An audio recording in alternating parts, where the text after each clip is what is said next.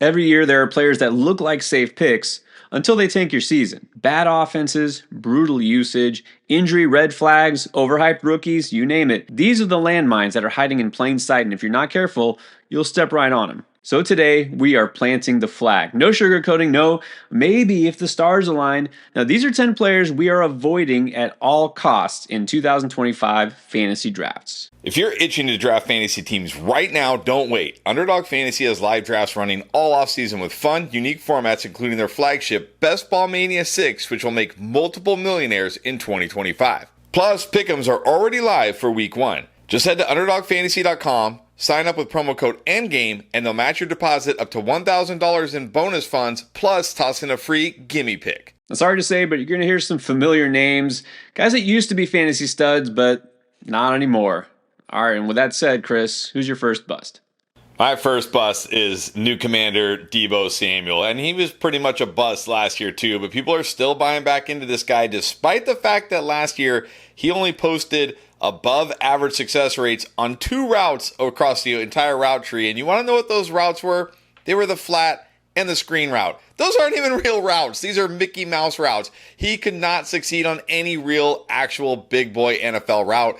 But to make matters worse, we also saw significant drops in his success rate versus coverages. Now, Deebo's never been a big man beater, but last year he was in the first percentile, the bottom 1 percentile against man coverage. Like, he literally could not beat man coverage. But more concerning is his drop against zone coverage, because that's an area where he has thrived throughout his career. Last year, he was in the 30th percentile against zone. He can't beat coverages anymore. He needs to be manufactured touches. And while, yes, he is still pretty good when it comes to having the ball in his hands and what he does after the catch, even last year was a stark drop compared to his what now looks like an absolute outlier 2021 season, because last year he was 21st in yards after catch per reception. In that 2021 season, he was 4th. So we're starting to see a guy who doesn't rack up the yards after catch, can't get open anywhere on the field, needs to be manufactured touches. And look, he actually did look out of shape and kind of slow last year. And the shots and videos I've seen of him in OTAs haven't made me feel any better that that's going to change. So the Commanders, people are buying back into this guy as if somehow going to the Commanders is better than the 49ers. It's not. I don't care that it's Jaden Daniels. This is not as good of an offense for Deebo as the 49ers offense was. 2021 looking like a complete outlier out of nowhere season. That Deebo Samuel is not walking through the door in 2025. And this version of Deebo Samuel is not walking onto any of my fantasy teams either. All right, well then, how about we move on to, I guess, the younger Deebo, or very similar type of player. You know, he's been called a gadget player, Jaden Reed of the Packers. I know some people say that's not fair, right? I mean, first of all, he's clearly younger than Deebo, and hey, he's entering his 3rd year. This is when wide receivers sometimes break out and have their best season. But I would counter that by saying I think we're going to get almost exactly what we got each of the last 2 seasons, and maybe even a little bit less. All right, so let's say this. Now, Jaden Reed isn't being drafted super early or anything, but a lot of people say, hey, I'm looking for value kind of in the middle rounds. Why not take the number 1 receiver on a really good offense, right? That makes sense. Except here's the problem. He's only barely technically the number 1 receiver. He had all of 55 receptions last year, just ahead of Tucker Kraft, the tight end, who had 50. And then let's see, Romeo Doubs had 46. Dontavian Wicks has 39. If you've watched the Packers play, you know the situation here. They spread the ball out. There is no true number 1 receiver. And if they have a number 1 receiver this year, it might be the rookie that they just took in the first round, Matthew Golden, because Christian Watson just cannot stay healthy. And he's probably not even going to play this year. All right, so what is Jaden Reed going to be? He's going to be what he has been, a guy who's going to get a lot of his work, yes, in those short routes, in the slot, okay, behind the line of scrimmage, maybe get some running plays in there. I think it's unfair to call him a gimmick or gadget player. He's more than that. But the problem is the Packers don't really use him as much more than that, and that's just not going to change, right? This is a team that, uses the 2 wide sets quite a bit because they have a pretty good tight end in Tucker Kraft, and they mix and match receivers. When there's only 2 wide receivers on the field, Jaden Reed isn't one of them. He had one of the highest slot rates out of all receivers last year at 76.2%. And so he's off the field a lot. He doesn't command enough targets to be a true number one receiver, and that rate might actually go down now with Golden in the mix. And let's just be honest here. Last year, we saw this offense change from a pass first offense to more of a balanced offense because they have Josh Jacobs, and that's not going to change either. This is also a receiver that, for a number one guy, hardly gets any first read targets. He ranked 64th among all receivers and tight ends in first reads. So, yeah, Jayden Reed, even at his ADP, he's pretty hard fade for me. So, as we've seen, sometimes being a slot first receiver is a good thing, but not always. Not always. And let's talk about another wide receiver who had like what seems like an outlier year way back in 2021, but is still being drafted in fantasy in 2025, and that is Cooper Kupp. Last year, he only posted above average success rates on 3 routes. That was also, like Debo, the screens and the flat routes, which you can't make a living doing that, and the out route, which is one of the hardest throws in the NFL to complete. You just cannot be a productive wide receiver in the NFL if those are the only routes you can run. And again, like Debo, this was a guy who was not a great man beater, but was very good against zone. We saw a massive drop last year, 30th percentile success rate against zone coverage. But unlike Debo, he gives you nothing after the catch. He finished 100th. Yes, 100th among all pass catchers in terms of yards after catch per reception last year. Basically, wherever he catches the ball, that's pretty much where he's getting tackled. And now he's going from one of the best situations, a Sean McVay offense with Matthew Stafford, to one of the worst, like Mike McDonald's offense, which I don't even know what to call it, who just wants to run the football, with Sam Darnold, who, okay, fine, Sam Darnold impressed us last year, but let's not act like Sam Darnold is as good as Matthew Stafford when it comes to supporting fantasy wide receivers here.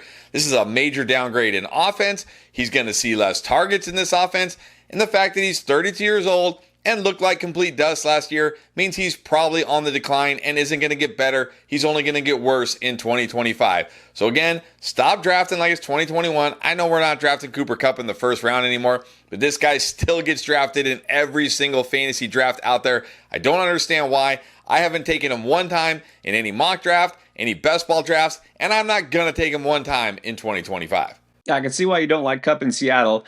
Well, you know what? DK Metcalf isn't in Seattle anymore, but somehow I like him less because you know where he is now. He's with Arthur Smith in Pittsburgh. And look, whatever you think about Aaron Rodgers, I'll tell you what, I can't call this a quarterback upgrade. I can't call this an offensive upgrade. So now when I tell you I'm not taking DK Metcalf, it's not about the player. It's about the situation. And it's not a good one. You know, people, again, will automatically assume, well, he's the number one receiver there, but also, who's the competition, right? He's clearly the number one guy there. They don't even have number two receiver. And you're right. And it doesn't matter because what happened last year in Pittsburgh? Did George Pickens have all this competition for targets? No, he didn't. George Pickens was supposed to have a huge year last season, and he finished as the wide receiver 40 in PPR. What has changed here?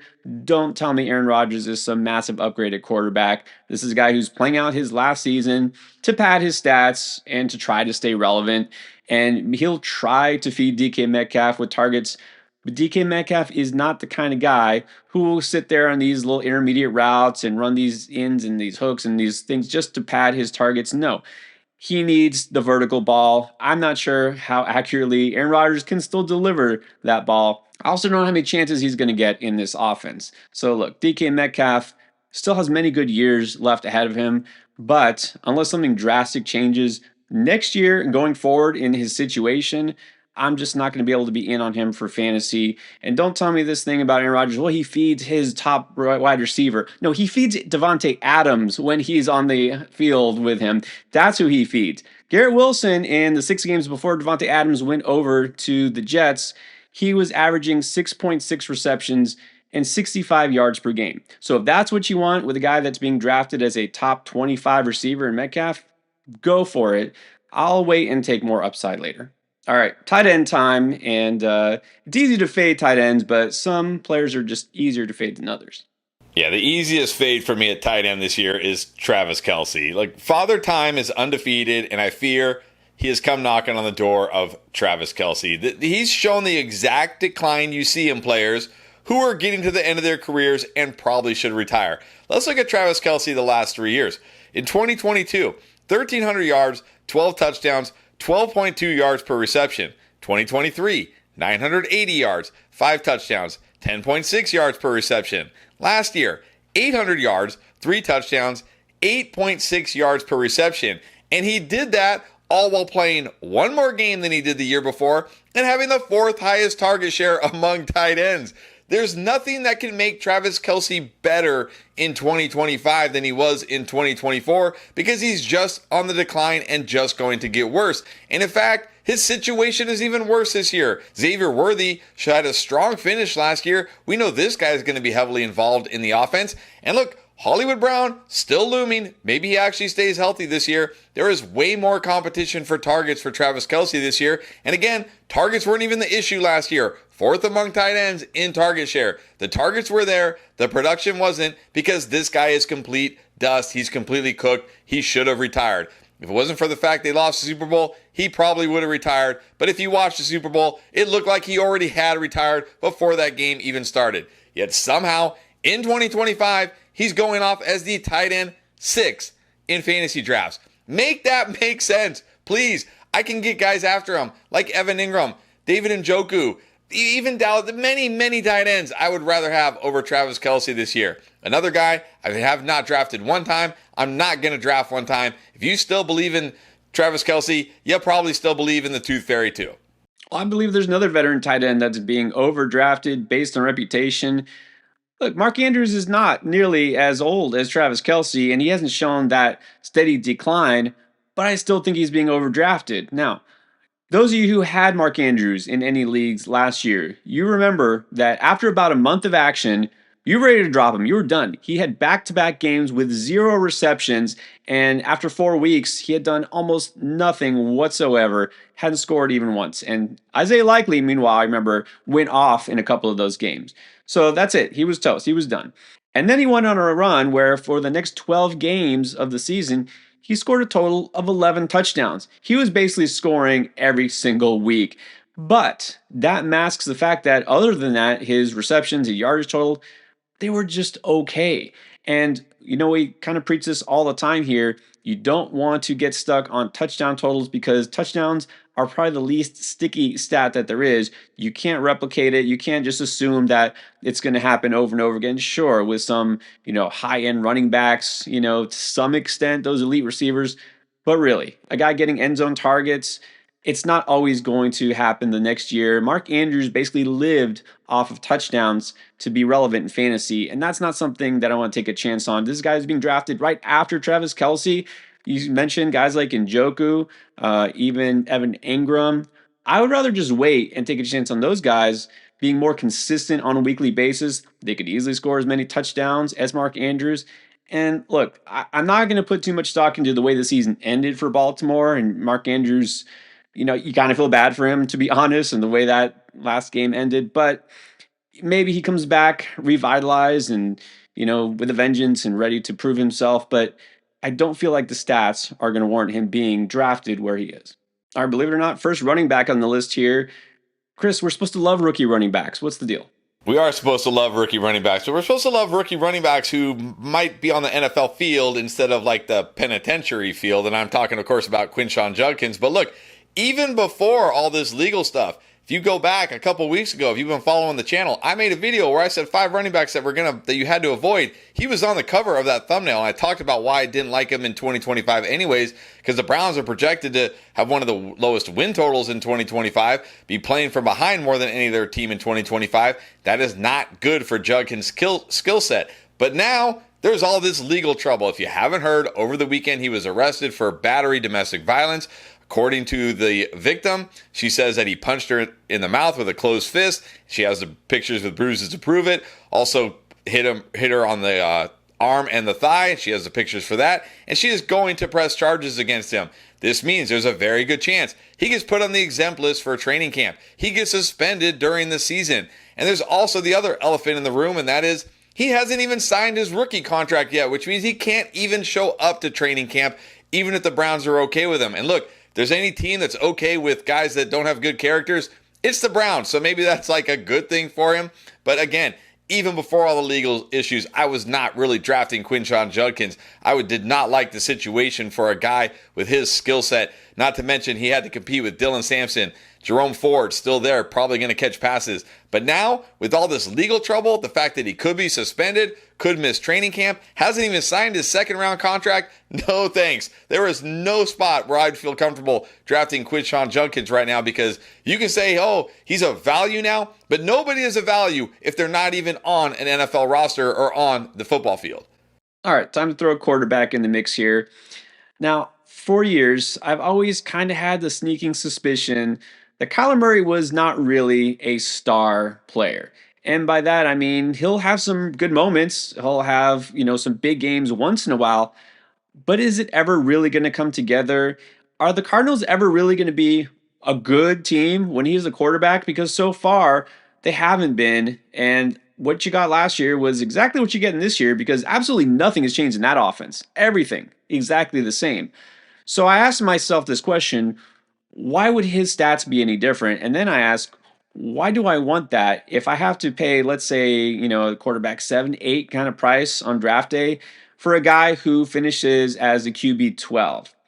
Wouldn't I rather chase some more upside, or wouldn't I at least rather have a safer player, if anything else? Look, Kyler Murray is one of these quarterbacks that I'll take in best ball because the spike weeks are good. So 4 times he was a top 5 quarterback in fantasy.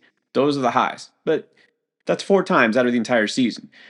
10 times he didn't even finish as a top 10 quarterback in fantasy. And sometimes we're talking about in the 20s. Like, you wish you didn't start him. And again, if you had Kyler Murray, you know what I'm talking about.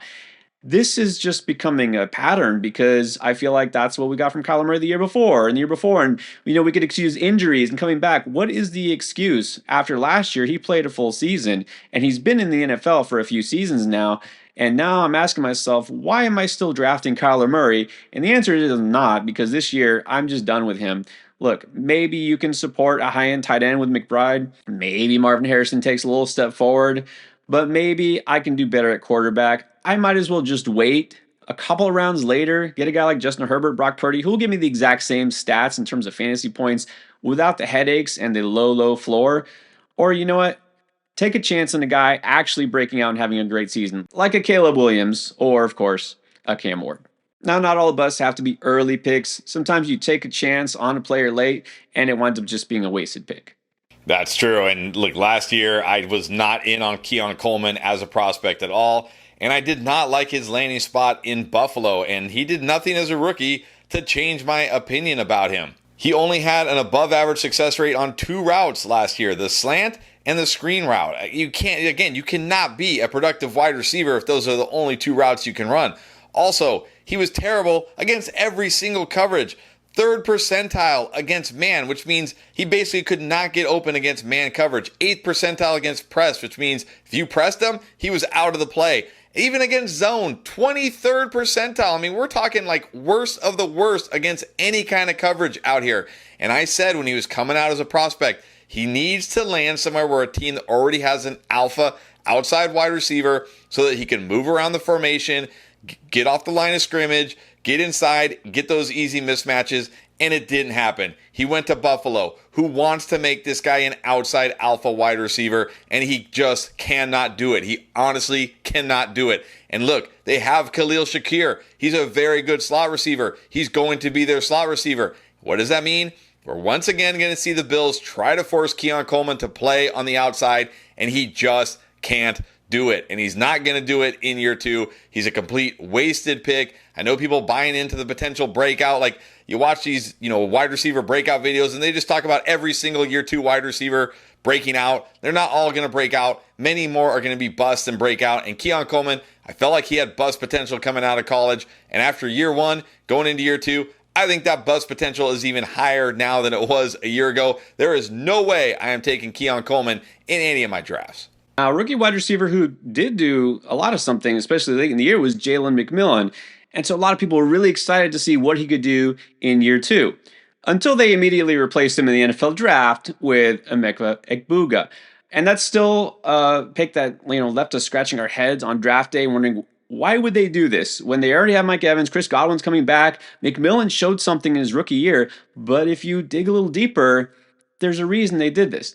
Now, McMillan, yes, he was successful especially after Chris Godwin was done and he inherited a lot of targets. Okay, you see where this is going. But also, he is not exactly the type of player that fits this offense for what they want. And Egbuka is going to do something a little bit different and probably a lot better than McMillan did. So coming out of college, McMillan kind of profiled as a what you call a light slot guy, like not a big guy. Egbuka is more of a what they call like power slot.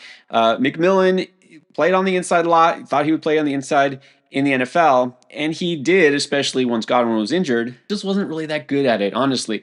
If you look at reception perception by Matt Harmon, it's a tool that we use all the time, we love.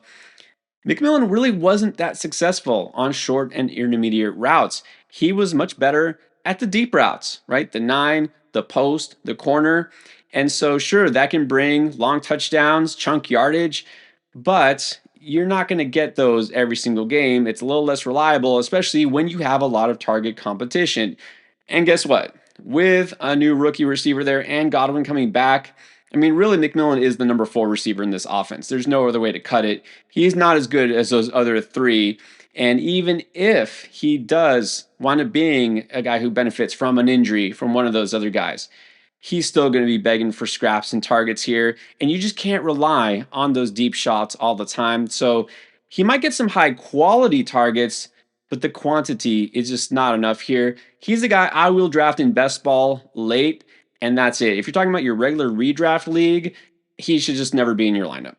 We're ready for preseason football and getting you ready for your draft season already. Start prepping now. Check out this playlist with all the advice you need.